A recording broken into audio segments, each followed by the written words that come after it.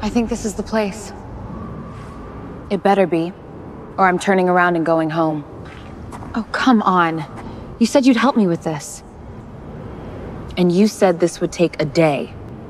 It hasn't been that long. It's been a week, you psycho.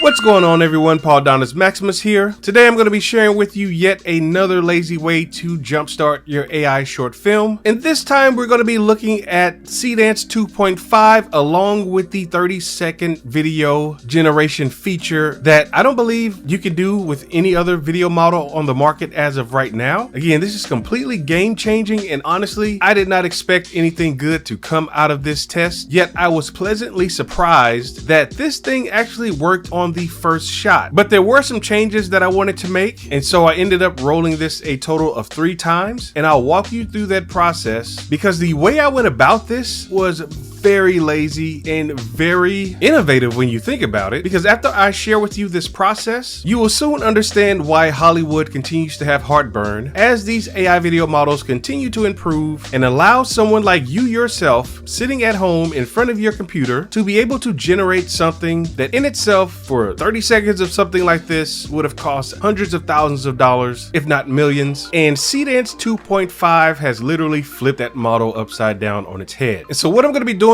is walking you through the process that I went through to create this 30-second generation. I'm going to share with you the tools that I used as well as some prompting tips, because as I've previewed for you here, all of this was done within Anthropic's Claude using the Higgsfield MCP tool and the Claude Opus 5 model. And believe me, even with this awesome method I'm going to show you in this video, we've only scratched the surface as to the possibilities of creating AI films using this method without wasting a bunch of credits, and help you to establish the fact that you know what the hell you're doing when it comes to AI filmmaking and cinematic storytelling. So again, if you want a very lazy way to kickstart your AI short film and create something that people will actually want to watch, then be sure to watch this video from beginning to end. Hit that like and subscribe button, and let's get right into the video.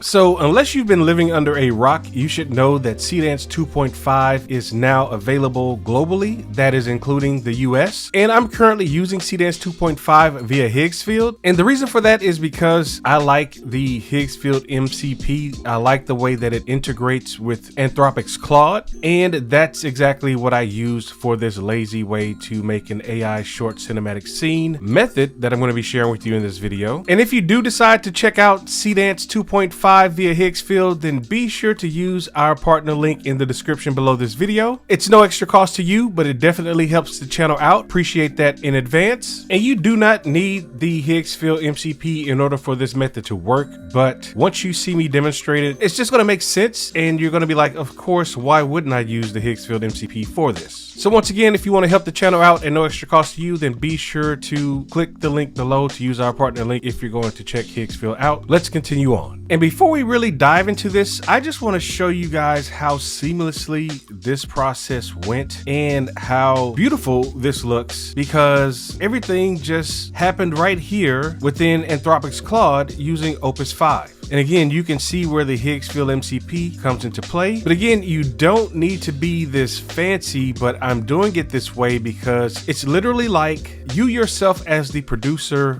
/ director having a conversation with your cinematographer. A lot of this is drawing from the concepts that I teach you guys in the AI Cinematographer's Playbook. And what is the theme of that training? How to direct AI like a pro. And correct me if I'm wrong, but I don't know of any other time in history to where, even though this is a 30-second clip, there's no way you could have gotten something like this of this quality without having to pay hundreds of thousands of dollars, if not millions, to an animation studio. And this is a realistic look, so you honestly wouldn't get away with something like this without using human actors to get the same look. And again, guys, I did this all from just sitting at my desk. This Seedance 2.5 update with this 30-second generation option is an absolute game changer. And just wait until they work out all of the kinks, such as still having the background music show up even though you prompt it out. Thankfully, it didn't happen with any of these clips, and maybe because this was a dialogue scene. So that's something that I'm going to have to test for in the future, because this is the first time I ran a 2-person dialogue scene test with Seedance 2.5.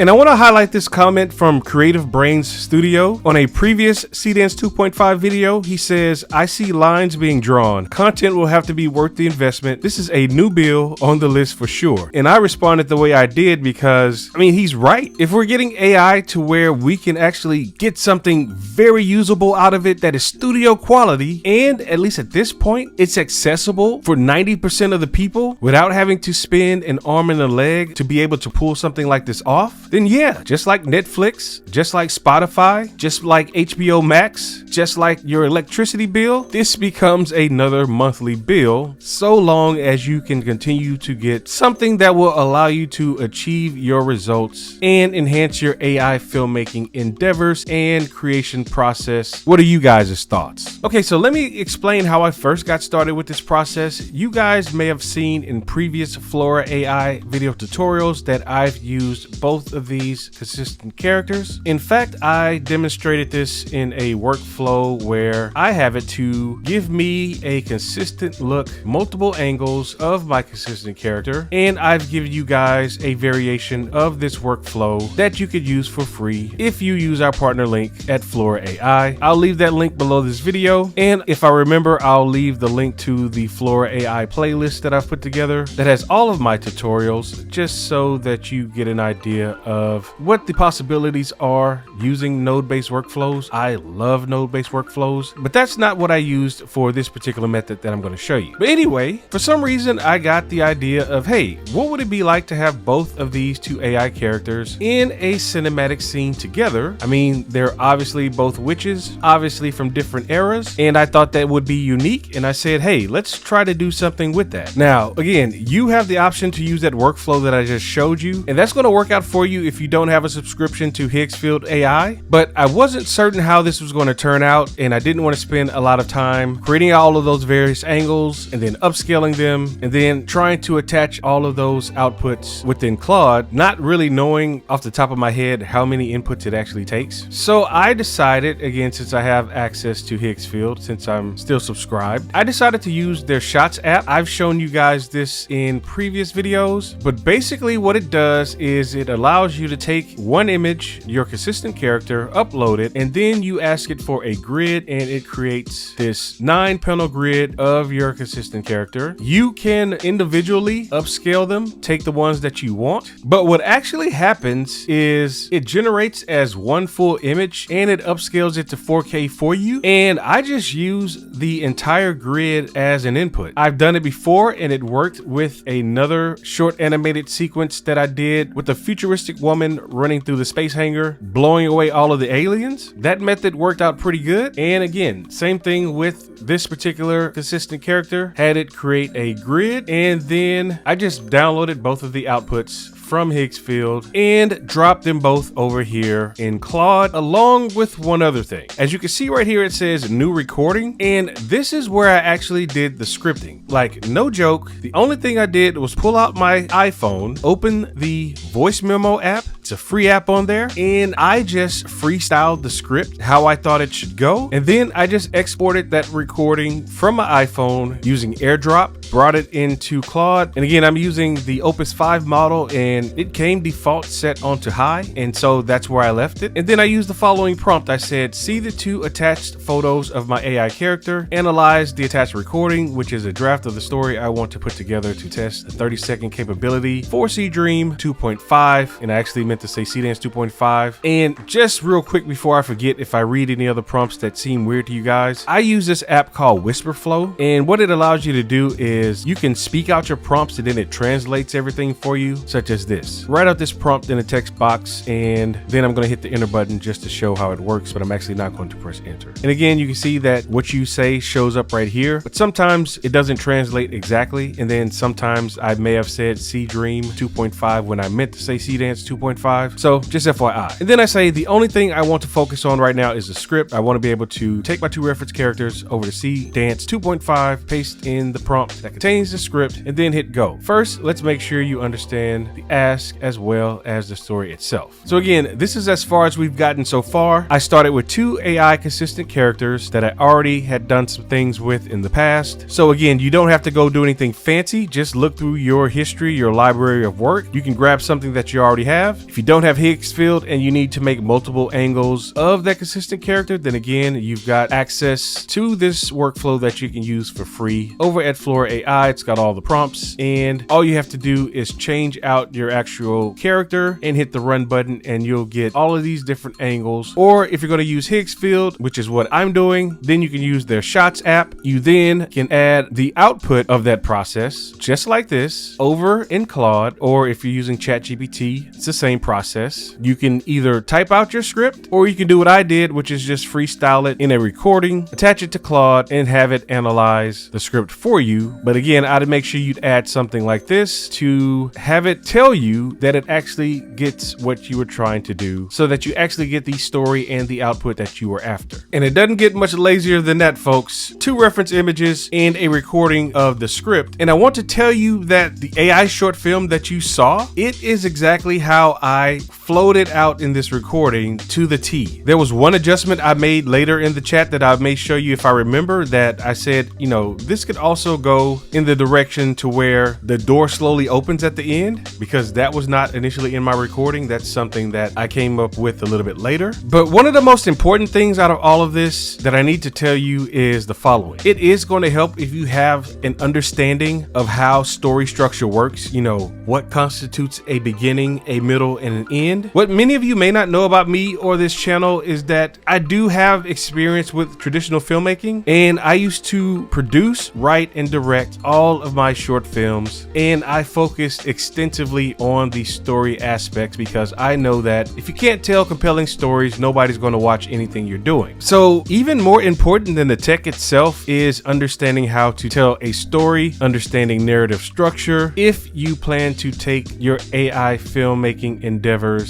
any seriousness. One of the things you absolutely should spend more time on to try to master is creating compelling stories. And if you guys want some recommendations on all of the books I read when I did my short stint in film school, and just the books that I refer to again and again over the years, then let me know in the comments below this video. But let's continue on. So guys, real quickly, let's look at what the AI picked up on, because again, this is going to be very important that you actually look through what it gives you. I'm guilty of not doing that sometimes. I'll just say, okay, yeah, whatever you gave me, let's go and give it the next prompt or whatever. The problem is, if you get too far down the line and things aren't working out the way that you expect, it's often that the AI gave you something with a misunderstanding, aka a hallucination of your intent. So right here it says the characters. Reference A, Ice Witch, platinum white waist length hair, blah blah blah. Reference B, Black Witch, long black curls, black pointed wide brim hat, blah blah blah. And I like how it gave this little thing right here where it says that wardrobe clash is doing real comedic work. One of them dressed for a prophecy, the other dressed for errands. It says the story. Again, this is the AI, more specifically Claude Opus 5, deciphering everything that I said in that freestyle that I did in the voice recording that I told you about that I attached to the chat. So Claude understands it as a two-hander comedy beat, not a fantasy scene. The structure is both enter/arrive at a master structure. And at this time, yeah, I didn't know if it was an ice cave, a temple, or a castle. I think I even indicated that in the recording itself. Both look up at it. The Ice Witch says, I think this is the place. The Black Witch says, it better be, because if not, I'm turning around and going home. And essentially, like beat by beat, everything that happened here showed up in the actual short film itself. Now, this is one other thing that I want to make sure that I don't forget to tell you guys about. It says 2 things I need from you. Location, you left this open. Then it gave 3 suggestions. As I've said in a previous upload on this channel, I found it to be a lot better if you let the AI decide on what the background and environment is going to be, as long as you prompt for it correctly. Because in the past, like taking a reference image, you know, maybe you created this big giant gate that's shown in the short film in Midjourney, and then you were to pair that with your reference character and then generate the video, or maybe even generate an image. Sometimes the scale is off, and again, it's because the AI is trying to fit your character into that static scene. The problem is that every time you run this thing, again, I ran it 3 times, the AI's interpretation of what that is going to be different all 3 times. So again, this is the one that we ended up going with, and thankfully I had enough footage footage to cut around it because I took some things from the other clip, but I had to use a majority of this clip to make everything match. So in the future, what I actually plan to test is also giving a reference image of the thing, you know, of the massive gate that they're standing in front of, because in order to maintain continuity, you need that gate to look exactly the same every single time. Because just like on a film set, you're gonna have multiple takes, in this case, multiple rolls. And this scene right here was actually from the second generation of this 30-second interval. And I actually wanted to use this scene right here just because I like the way she rolls her eyes, but it wasn't going to match because again, all three generations have different things going on with them in terms of the actual door itself. So if you've got the door looking like this, and then the ending scene is looking like this, it's not going to match. So just keep that in mind. If you're just testing things out, then it's not a big deal. But again, my plans in the future is actually making a reference image of this to test and see if it maintains consistency throughout. And even importantly, will the AI fill in the other areas like these cutaway scenes correctly? Because again, it's all got to match. Just keep all of that in mind. And guys, before I forget to tell you, all of your generations that happen within Claude via the Higgsfield MCP, they do appear over here in Higgsfield itself. Just wanted to point that out because sometimes it takes a minute before whatever generates over at Higgsfield to appear here, but I usually like to wait for it just to appear here because I like this inline look. It just complements the experience of creating AI cinematic shorts this way. And I also want to point this out. You see these little rectangles right here? It's saying to check the eligibility, which I'll go ahead and do, even though I did create these within Higgsfield itself, and I did all of this via the Higgsfield MCP, and I did not get prompted to check the eligibility on the images. Some of you, if you're new to Higgsfield, this is sort of a thing that they took to where it basically allows you to not get flagged as much when you're using the Seedance 2.5 or 2.0 model. This came out during Seedance 2.0. If you're familiar with the controversy of why it was released in February and then it got pulled back and then it got released again, there's a bunch of videos on that. I even covered it on my channel. But basically, even things that you create within Higgsfield, you got to make sure that you do that check eligibility. It's usually not an issue. I've not run into it at all, honestly, and it was even approved already over here. I just redid it again, and I'm not going to run anything here. The only thing that I really wanted to show you was this. For a 30-second generation at 720p, you're going to use 195 credits. And again, I ran this same prompt with a few variations on them, but if you do 195 times 3, that's how many credits I spent on 3 30-second generations to whittle it all down to the AI cinematic short that I showed you guys. Okay guys, so the reason I'm going to read the entirety of this prompt to you is because I want to show you that this literally kicked off everything else that happened in this chat and how I was able to arrive at the narrative short cinematic sequence that I shared with you. And again, this may read a bit funny because I use Whisper Flow. And if I remember, I'll share with you my partner link for Whisper Flow in case you want to check out that tool as well. But I say, here's the other thing. Let me see what the prompt would look like. And by prompt, I'm referring to the prompt that it would give to Seedance 2.5. I say, I want to make sure we get multiple shots and that it's not just one static shot of them talking, because that was my fear, is that the AI would just have them both standing there looking at each other and then they'd just be saying their dialogue lines back and forth. That's not what I was going for here. I said, we want the camera angles and cuts, including medium shots, close-ups, medium close-ups, things like that. And again, it helps if you have some background in filmmaking. Doesn't mean that you can't do any of this, but I just like to be honest with you guys that having that background does help with this process significantly. And it's also nothing that you could not just spend a little bit more time to brush up on. And if you want to get a lot more technical into this stuff, then be sure to check out the AI Cinematographer's Playbook, where we really nerd out over this stuff.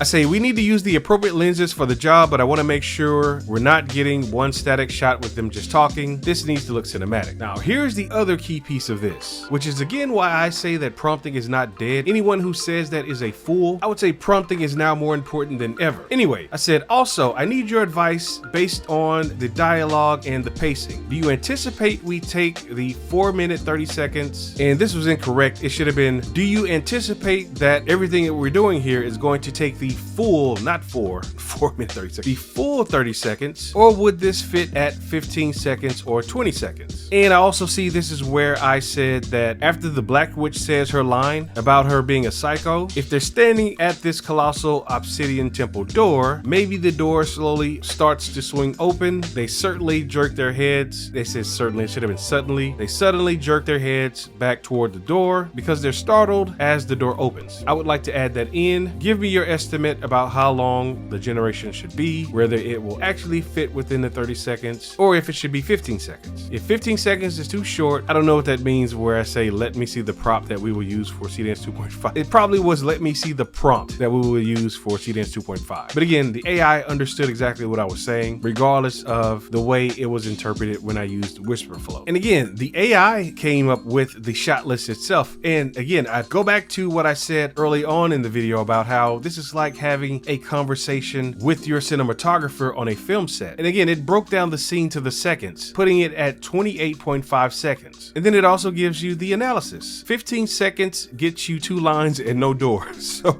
that wouldn't have been enough to achieve exactly what I was trying to do. 20 seconds gets you 4 lines and no punchline, which is the last line from the Black Witch. So again, guys, I had a lot of fun just working through all of these different scenarios. I didn't really get into much on this right here with the actual lenses themselves. I let the AI come up with that. And then it gave me the prompt and it had it broken down almost by time code. And I actually believe that there was something that I saw that's in ByteDance's official documentation for how to prompt Seedance 2.5. And if someone reminds me, I'll put this link in the description, but you can see right here where it talks about timestamps. It says timestamps can help clarify the progression of a story. Use 1-second intervals as the basic unit. And then they give an example right here, but I didn't do any of that. I let the AI come up with the timestamps, but that was before I even knew that this is something that was considered official documentation from ByteDance. I was just scrolling X one day and happened to see someone mention it. So there's that. Now we're getting to the part where we're going to generate everything. And I do this. I say, okay, confirm that you have access to Seedance 2.5 via the Higgsfield MCP. And to add the Higgsfield MCP to Claude, you need to go to higgsfield.ai/MCP. And then you just copy this link right here that they give you. And then what you'll want to do is just go to your settings. This is going to pop up. You click on connectors. But as you can see, I've already got Higgsfield integrated right here. But what you do is you click add and then say add custom connector. You could just type in Higgsfield MCP. You then paste in the link and then hit add. You can also verify that you have the Higgsfield MCP installed by just clicking this plus button right here and then highlighting connectors, and you'll see it right here. If it's flipped off, just flip it on and you're good to go. But again, I say make sure you have access to the Seedance 2.5 model via the Higgsfield MCP. Then take the 2 reference images I gave you and take the prompt, set the model to 30 seconds and generate it in 720p and generate just 1 generation. And this right here where it says the generation call itself came back no approval received, that's because as this thing is spinning up, it will ask you for approval, and I walked off from my computer and did some things and came back and it timed out. So make sure that you kind of hang around because it's going to ask you if you only want to allow approval once or always allow. So just keep that in mind. And again, like I said, when I came back to my computer and it timed out, I said apologies, try it again, and make sure that you're generating this in 16:9. And this was the first one that generated.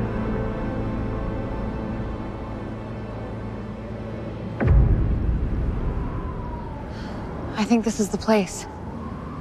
It better be, or I'm turning around and going home. Oh, come on. You said you'd help me with this. And you said this would take a day.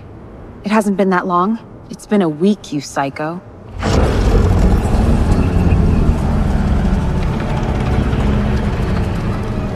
Now, I was tempted to run with that first one, but I wanted to get more reaction, more emotion out of the Black Witch. And so that's why I pushed the AI with a bit more prompting. I wanted it to be a bit more animated, but I didn't like the way it came out the second time because she just kind of looks like she's not looking at this character right here. It's been a week, you psycho. So that didn't work for me, and the third option gave the best performance of that. And so what you actually see in the final output is a combination of the first generation and a lot of the third generation in order to make sure that the doors match at the beginning and at the end. I then exported all of the clips from Higgsfield, brought them into Final Cut Pro, put them all on the timeline, and then, full transparency, I have probably over 10 or more years, probably going on 20 years of editing with Final Cut Pro and just editing in general. So I'm able to dump all of the clips on the timeline and then just kind of scrub through them and then assemble them into something that makes sense from a narrative standpoint. And that's what I did here. I edited the clips, got it all lined up into one final clip, exported it from Final Cut Pro with the final stage of taking this into Astra, which is an app with Topaz Labs, and I upscaled this to 4K using their Topaz Starlight Precise 2.5 model. So just to recap, even though it seems like we walked through a lot, there's literally only 3 things happening here. I have 2 reference images and a summary of a story that I created using my voice memo app. I dumped all 3 of those elements within Claude using Opus 5 and the Higgsfield MCP tool, and after a few rounds we ended up at a finished AI narrative short film. Is this a process that you're planning to incorporate in your own AI filmmaking pipeline? Let me know your thoughts in the comments below this video. And as always, if you got any value out of this video and this helps you with a very lazy way to get started iterating through AI narrative film ideas, then be sure to hit that like and subscribe button, because when you do, not only do you let YouTube know that you enjoy AI filmmaking tutorials like this, but that you want to be alerted when we upload the next one. So once again, my name is Paul Maximus. Thanks for checking out this video. Please join me in the next one.